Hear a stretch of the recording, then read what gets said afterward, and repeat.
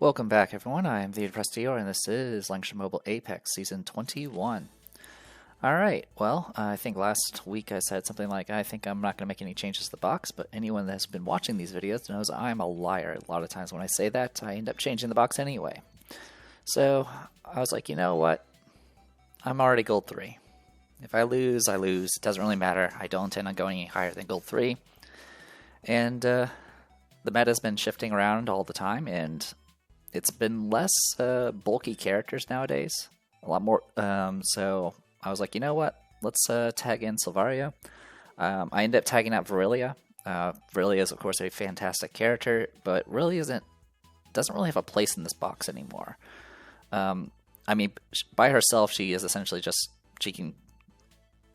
she does her own stuff. She can just run up and just double AoE, and that's about it. Problem is I don't really have anything that really follows up with that if there's ever any issues, such as going up against anyone like any characters that reduce magic damage, or any characters that reduce fixed damage, such as SBTRS, or any characters that can do passive healing after being hit. And there's also certain accessories that can also help kind of combat it. And also, she just always gets banned anyway, so it doesn't really matter. So I tagged out Virilia for Silvaria. I did a few experiments with Silvaria to kind of see what she could do. She can be duplicated with Inya, of course, and whenever you make a mirror of a character, it makes a perfect mirror of their current state. So, for example, Silvaria, if you move up with her and then set up her sniping, you could potentially make a mirror of her and her already in her sniping state. Of course, you don't exactly have full control of the positioning of where that mirror will appear, because it's just like how summons work. But it's kind of interesting. Also, Silvaria has access to the archers that allow her to move after attacking. I tried to experiment with it, and from what I can tell, if you fire your sniping shot, it doesn't let you move with the troops afterwards, probably because you're still under the effect of the transformation, which makes you completely immobile. So yeah, kind of interesting things. Maybe we'll get to try her out. Speaking of Silvaria, this person is using the Silvaria portrait, so I approve. So this box here it's Rush. I mean, that's kind of all I see here. Technically, there are 2 tanks, one of them being Dragon... Well, technically, there are 3 tanks. There are Dragon Slayer... Well, actually, Numerica Physical Tank. So, Numerica Physical Tank, Randall can guard against magic, and eventually guard against everything, depending on what skill she brought. Dragon Slayer, of course, can guard against everything, and he's a monster. And then, of course, we have Alpha, who can guard against anything as well. So there is actually a number of tanks here. There's also kind of technically only one healer, which is Langrisser. A lot of faces that we don't see too often nowadays, so a lot of fun there. Give me one moment. Sorry about that. I needed to look up names. This is Julian, and there's Cortez. We haven't seen Polyel in forever, and you of course got Wedem, and yeah. This is essentially mostly a rush box. There's a lot of ways to help with engaging. There are a lot of characters with long range with AoEs. And even their actual primary tank does have AoE potential as well. So yeah, a lot of that going on. My opponent immediately bans Ilya, which I guess makes sense because her aura could definitely hinder the ability to rush forward. And I go ahead and get rid of Dragon Slayer, of course. I guess real quick, Slarna is literally as of recording this, 2 days away from being 6 stars. Randall is about 15 days as of recording of being 6 stars, and then Hibiscus has still got a little ways to go. I think she's still 50 shards away from being 6 stars. All right, so I'll go ahead and grab Slarna. My opponent gets rid of Inya, gets rid of Sovereign and Ice Abyss, and they grab their Slarna. So I was like, I mean, at this point, there's a lot of things that are very dangerous. I've had bad experiences with Julian. Julian's range or mobility increases like a crazy amount based off how many enemies are wounded. So if there's any sort of character that can quickly engage me, Julian can quickly follow up and do quite a bit of damage. I've only been wrecked by Cortez once, and that's because I underestimated how far this guy can actually move sometimes. I, of course, know what Hibiscus can do, so I'm a little concerned about that. Randall tends to be kind of a sleeper hit that ends up wrecking me if I let her go. Not necessarily because of all the debuffs she throws, but she's actually pretty flexible as far as being like a pseudo tank and be able to soak a hit every once in a while. And of course, Lena with her auto critting can really be nasty as well. It's just a lot of things that are very dangerous. For now, I got rid of Polyel, got rid of the Awakened one. Polyel, of course, gives insane amount of mobility to everybody and can potentially stun. Awakened one, of course, can hinder mobility and do teleport shenanigans, so I went ahead and got rid of her as well. For now, I decided to go ahead and focus on offense. Went ahead and grabbed my Lightbringer. My opponent gets rid of Randall and Eshian and grabs their Randall. So I was like, alright, I'm going to get rid of Ymir because he always kills my tanks. Get rid of Lena because, I mean, I'm always concerned about just being one-shotted by a nasty crit from Dragon Slayer. I grab Frozen Seal at this point. There's plenty of healer options, but since Randall's out, I was like, and they didn't get rid of Frozen Seal, I was like, alright, let's just get Crystal Barriers up just in case. That way I don't have to deal with as much nonsense coming my way. They get rid of my Hibiscus, get rid of the Awakened one, and they go ahead and grab Alpha. They grab the tank. So I was like, okay. I'll go ahead and get rid of Epsilon, get rid of Hibiscus. At this point, I'm kind of focused on trying to get rid of anything that could guard bypass. That was kind of what I initially wanted to focus on, but the other things are just too threatening. So I was like, alright, let's get rid of these and hope I just don't get killed. You might have noticed I've not picked a tank yet. If my opponent doesn't pick a tank, I'm completely okay with that. Or if my opponent ends up banning my tanks, I'm kind of okay with it at this point. But I go ahead and grab a tank at this point. Thanks, past me. Alright. So my opponent gets rid of Liana, gets rid of Silvaria at this point, leaving me with a tank and another healer. And they go ahead and grab Julian at this point. So I was like, alright, well, at this point I have Rose and Seal. I'm definitely going to be picking a second healer. So AoEs are not really going to be that devastating. So I'm more concerned about tank busting and high mobility. So Apotheosis, is that Apotheosis? Yeah, Apotheosis and Wet Elm are kind of the biggest threats as far as engaging and initiating combat is concerned. So I get rid of both of them. And as mentioned, I grab SPTRS. This will give us more passive healing, another option to remove debuffs if I happen to get debuffed. I can give her the passive that gives her a ranged attack that makes her do a little bit more damage. And then her, she also has her 3C, which can help with boosting my attack power. My opponent grabs Lycoris, which is technically the only potential healer in that box was Lycoris. Alright, Slurna here, I went with Spider Demon Elves, SP version. I went with Brand of Retribution, 3C, and Dream Aegis. TRs here, I went with SP Holy Knights with 3C, Realm of Repose, and I brought the Ward of Holy Light, which is her SP passive skill. What it does is increases our normal attack range and makes it essentially effectively a standard skill attack where it does 1.5 times damage instead of regular damage. Ranged soldiers can attack as well, and then after doing any sort of damage, she can passively heal on top of that. So pretty useful. Christiane, I went with Angels. They do have some physical attackers, but honestly, the only two physical attackers is Alpha and Julian, and they're the least of my worries. And it looks like none of the casters actually grabbed archers, which is usually what they do to counter angels. In any case, usual kit for Christiane, all of our exclusives with 3C. And then Bright Summoner, I went with Unicorns, which I really need to switch to something else. I need to switch those back to Fairy Spirit Prophets, because I don't know why I grabbed Unicorns in the first place. In any case, I have both summons and then Holy Dragon Breath. Over here we got Rose and Seal, Shrine Maidens with all heals. And then for my opponent, we got Alpha. So Alpha went with Crystal Molders, which can reflect magic damage. She is starting with Amethyst Cover, which is going to reduce magic damage taken. And for those who don't know what Alpha can do, it looks like this one's not even... I don't think this is max stars. Yeah, I'm pretty sure she caps at like 25%. But she gets increased damage dealt and gets attack and defense increase against anything that she has a class disadvantage with.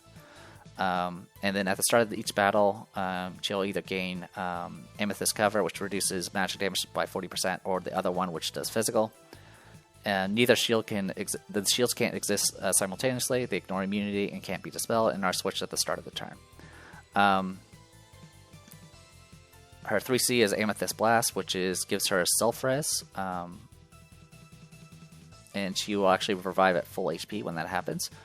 And it reduces all her cooldowns, and it permanently removes her Amethyst barrier thing for the rest of the battle. And then as a activate, it's a AoE that does more damage based off how much damage she has taken. So if she's at really low HP, her AoE becomes much stronger.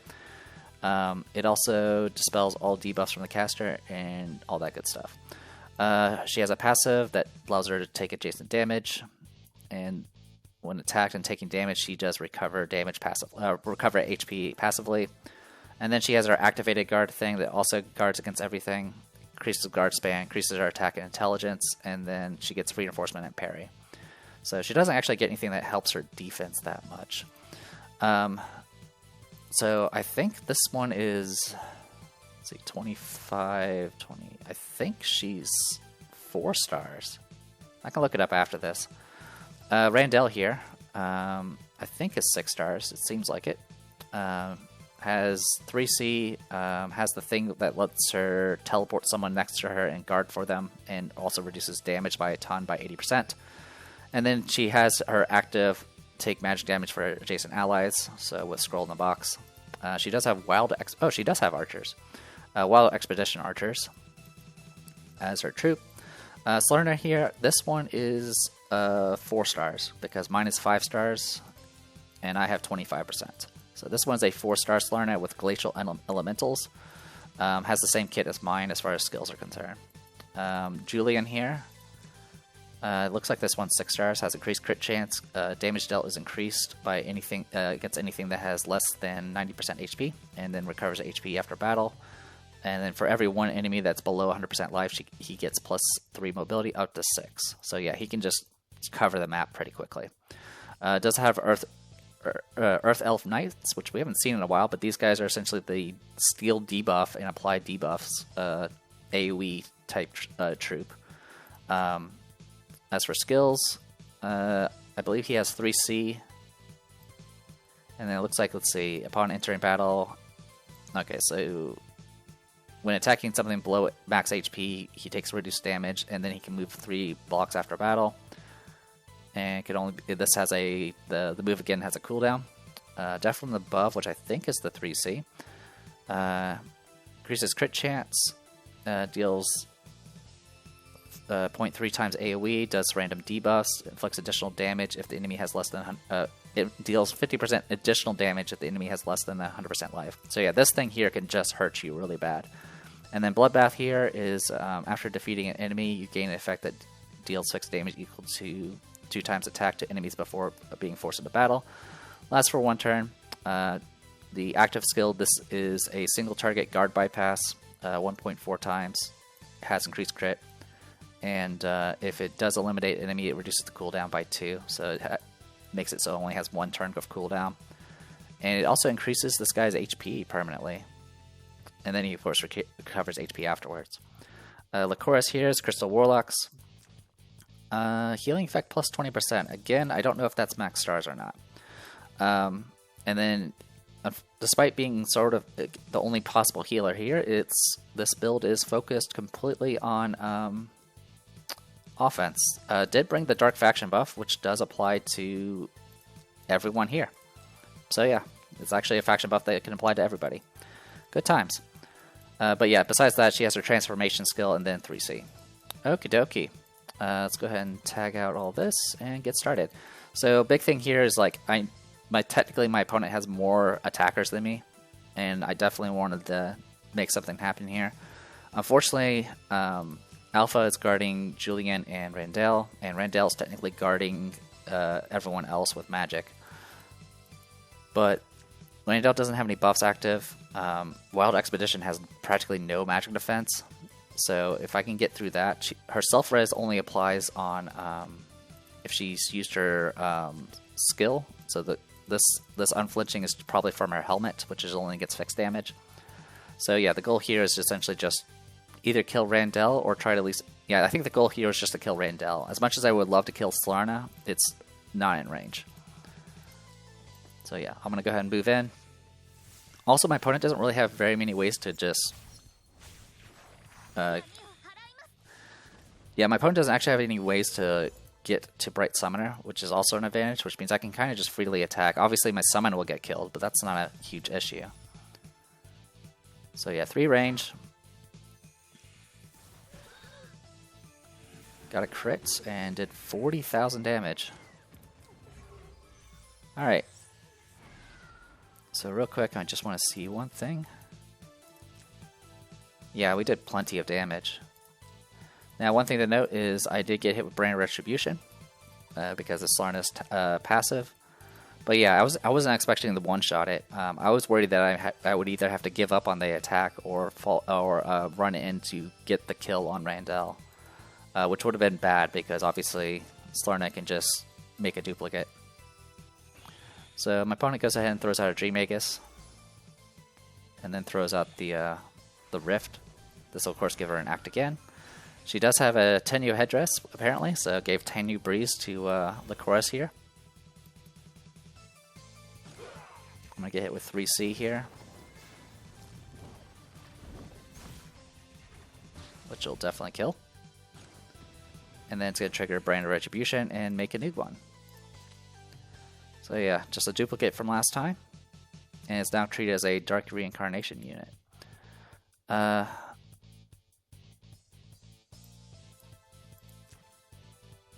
Increased damage, unit range. Oh yeah, I forgot this thing has increased unit range, which is something I didn't really pay attention to.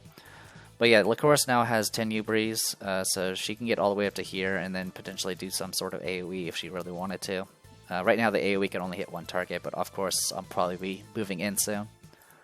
Now the good news is, let's see.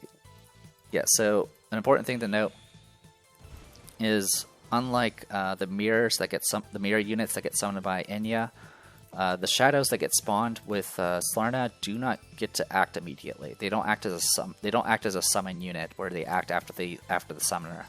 So the this Randall duplicate has not actually acted yet. Did get a passive magic defense up, which is what concerned me a little bit. I originally saw that, now she has 1,000 magic defense. I wasn't sure I was going to be able to get kill. Obviously, my goal here was to kill the Randall duplicate before anything else happens. So that's why I'm moving up with Slarna first. I went ahead and threw on the same skill. I threw up Dream Aegis on Bright Summoner, and now I can summon a rift here. And then movement for around the rift is free, so I can get all the way down to here. I do have the range staff, and I can attack Randall with 3C, which I'm pretty sure is going to be enough to kill. And even if it didn't, I would have probably... at the very least, I couldn't be targeted after the fact. So there you go, 3C.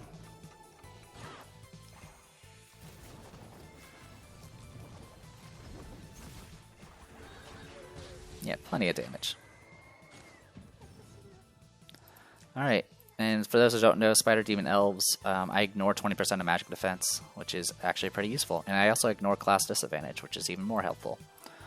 So yeah, not too shabby there. So now we don't have to worry about Randall at all, or any of those stupid box debuffs, which makes things a lot easier on us. Slarna has already used all of her kits. Technically, I've used all my kit. So one thing to note is the duration of Slarna's cooldown for her Rift is actually 1 turn faster than my opposing Slarneb, simply because of our star difference. So, the more you know. Since I got kill, I can teleport back. And then Julian here is going to go ahead and use Bloodbath to immediately kill my portal.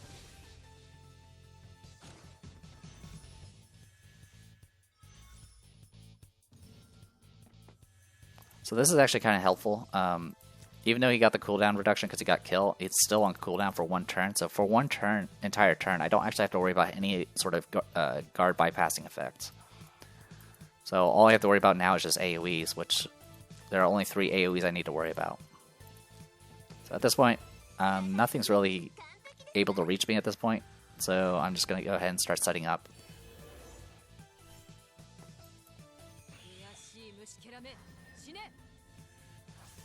Alright, getting set up there.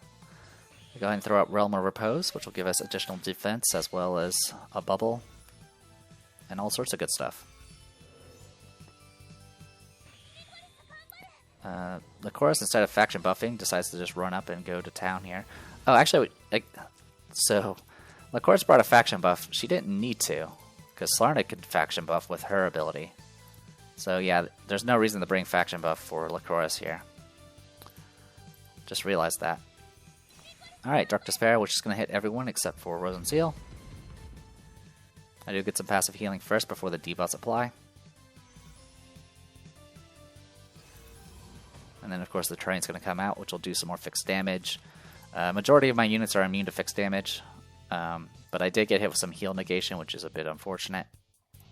Not much else we can do about it.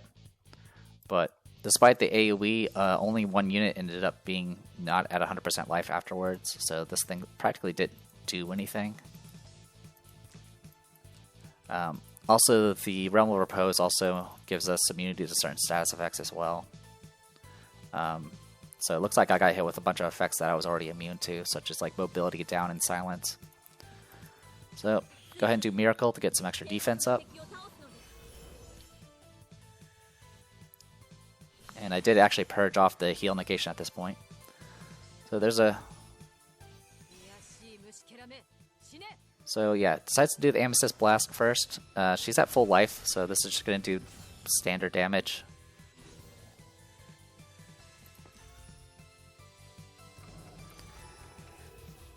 Alright, so my 3C's off cooldown. So I go ahead and I moved down because I was in defensive terrain, and the staff doesn't work in defensive terrain. So a few things to note. Obviously, she moved up and acted. Since she acted, it did swap her from magic damage reduction to physical. So that's why I went ahead and attacked and got the self-res taken care of. I did do a mobility down because of my troops, so now she can't even guard. She can no longer self-res. Her barrier is now completely gone. Her cooldown did get reduced, but it's still not enough to get Amethyst Blast up again. And also on top of all of that, she can't be targeted by positive effects anymore. So good times had by all. So yeah, like I mentioned, she was originally in Forest. The staff only works. The range extending part of the staff only works when you're in non-defensive terrain. So that's why I shifted down. I'm also completely ignoring the Breath of Darkness effects. It's not a big deal. Alright. So my opponent moves up, decides to do Death from Above. Okay, Death from Above is not the 3C, it's his other attack is. But yeah, didn't really get kill. Rose and Seal is the only one that's getting kind of wrecked here, simply because she didn't get the cure effect from TRS because she acted last and wasn't in range. But at this point, my opponent has used every AoE they have. In fact, the only attack skill that's even available right now is Julian's 3C that just got off cooldown. So at this point I was like, alright, cool, I'm just going to go ahead and do this.